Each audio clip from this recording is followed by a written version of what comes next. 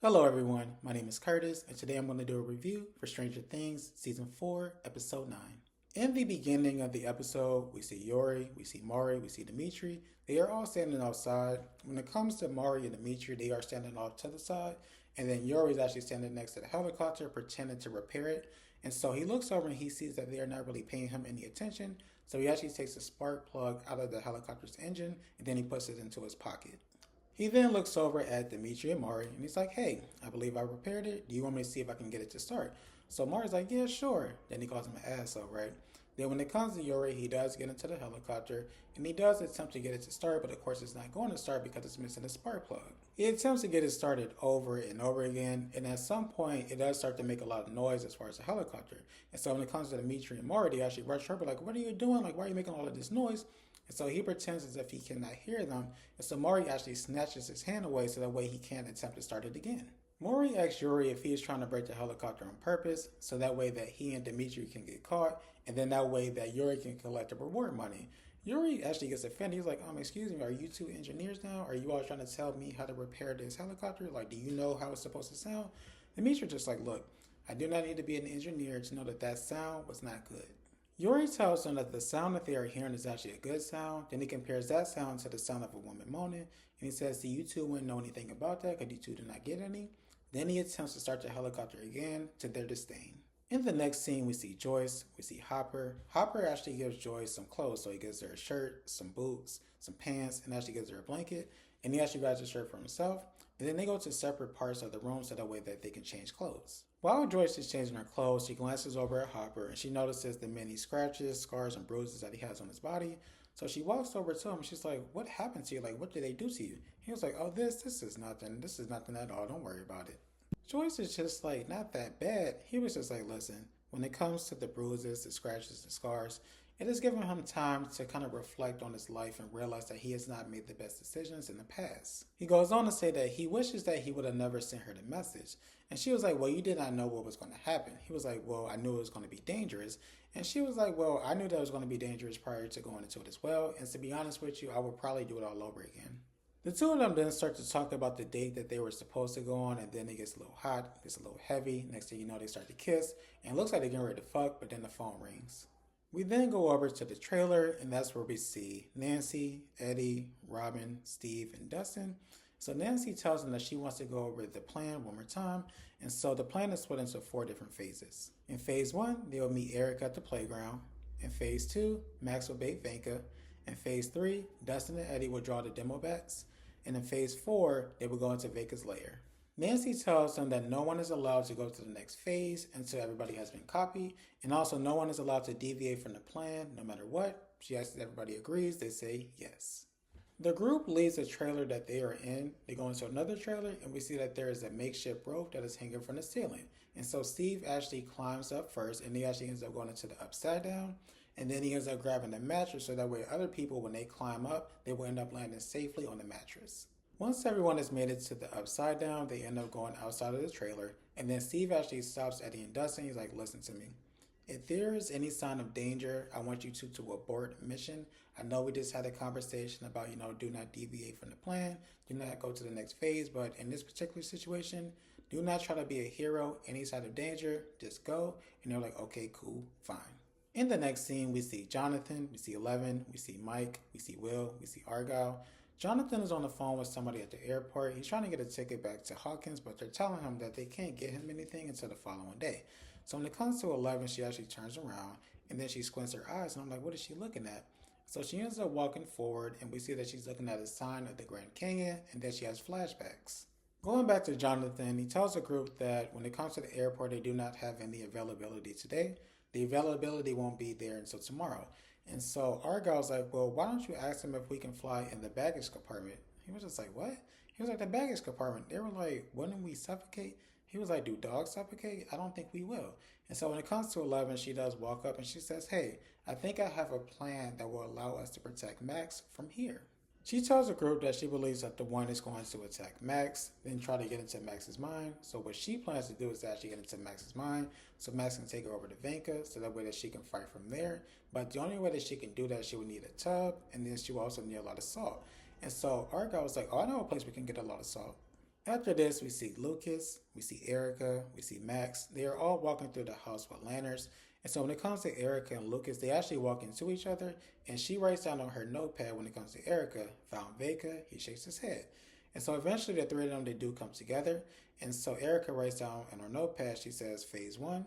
And then he says yes, he shakes his head. And then she actually runs out of the house. She runs over to the nearby park. And she gets into the slide that looks like a rocket ship. There's a quick scene after this where we see Jason, he is shooting at targets, and then Andy actually rushes out and he says, hey, I may have some information about that murder house on Moorhead. In the next scene, we see Hopper, we see Dimitri, we see Maury, we see Joyce. Hopper is telling them about the conversation that he had with the woman on the phone. So remember, it looked like Hopper and Joyce, they were getting ready to fuck, but then the phone rang, and so he's talking about that conversation that he had.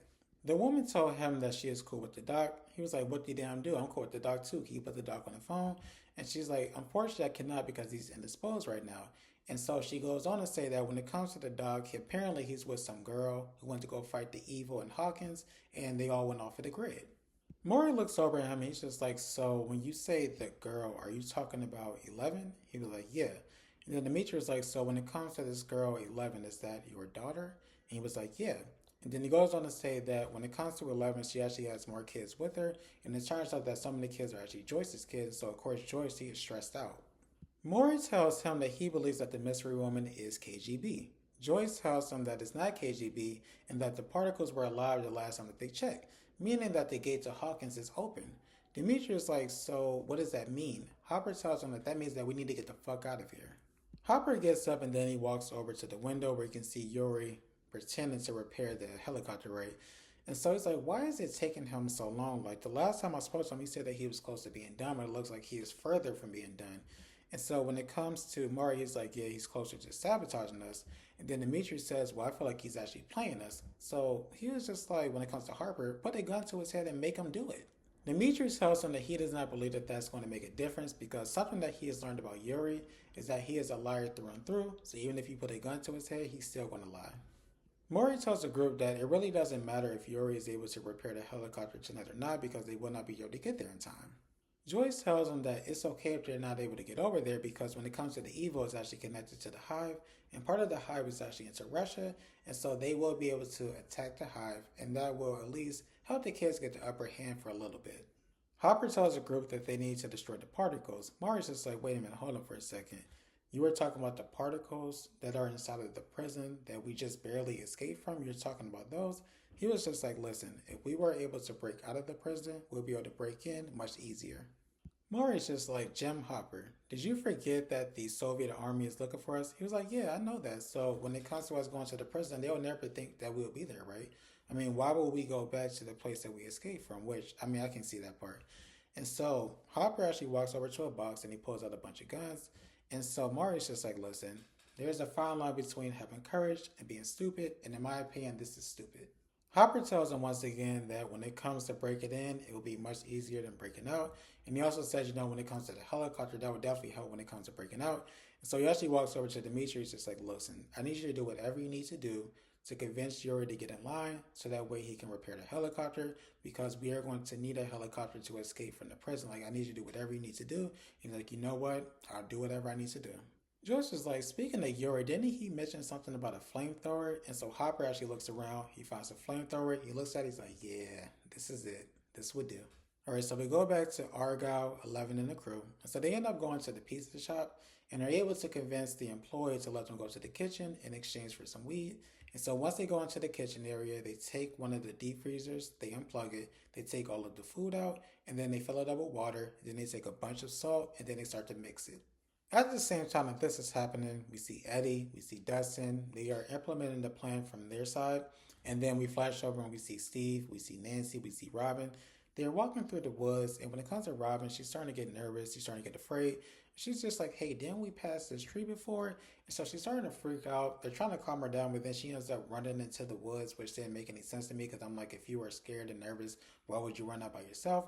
But she does eventually end up coming back, and she's like, hey, you know what? It turns out we actually been going the right way the entire time.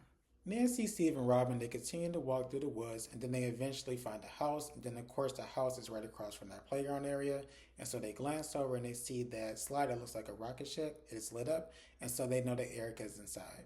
We then go over to Hopper, Joyce, and Maury. So if y'all remember, Hopper told Dimitri to stay behind to try to get Yuri to fall in line so he's not with them. But when it comes to those three, they are driving into the prison and he noticed that there are no guards there. So Hopper's like, oh, this is going to be easier than I thought. And so as they are driving past the little guard post, we actually go inside of the post and then we can actually hear on the radio or the walkie-talkie, we hear people yelling, screaming, and we also hear gunfire. Harper then parks the vehicle. I do want to point out that he did not turn the vehicle off, so you do have this vehicle with these bright lights. So if somebody was driving by, they would see it. Just want to, point that out. But when it comes to Maury and Joyce, they end up going underground because remember, they're trying to break into the prison. And so as Hopper is going underground, he notices that there is gunfire, so he can see that there is something going on, but he doesn't tell the group. Instead, he just goes underground with them. There's a quick scene after this where Dimitri and Yuri, they have a conversation. And so when it comes to Dimitri, he tells Yuri, look, when it comes to the evil, it's not only coming after me, it's not only coming after them, it's coming after you, it's coming after our families, it's coming after our land. He then reminds Yuri about how good of a person he used to be prior to this whole smuggling thing that he's been doing, and then he walks away. And so when it comes to Yuri, you can tell that hit him kind of hard. And so he actually reaches into his pocket, finds a spark plug, and now he's starting to contemplate whether he wants to help them out or not. We go back to the house, we see Lucas, we see Max. They are sitting down and they are pretty much planning a movie date. And as they are doing this, we see that there's a light that's flickering on and off. And so they actually get up, they go over to the window, and they see that Eric is actually turning the flashlight on and off. And so Lucas, he actually takes his flashlight, turns it on and off. And then Eric says, okay, now it's time to go into phase 2, in which Max needs to distract Vecna. Lucas and Max end up walking into the living room area. So they have a lantern, but there's another lantern that's on the table. And so Max actually directs her attention to that lantern on the table and she begins talking to the lantern. She tells the lantern that she is here, she is there without the music, she is there without the games, like she is just ready to get this over with.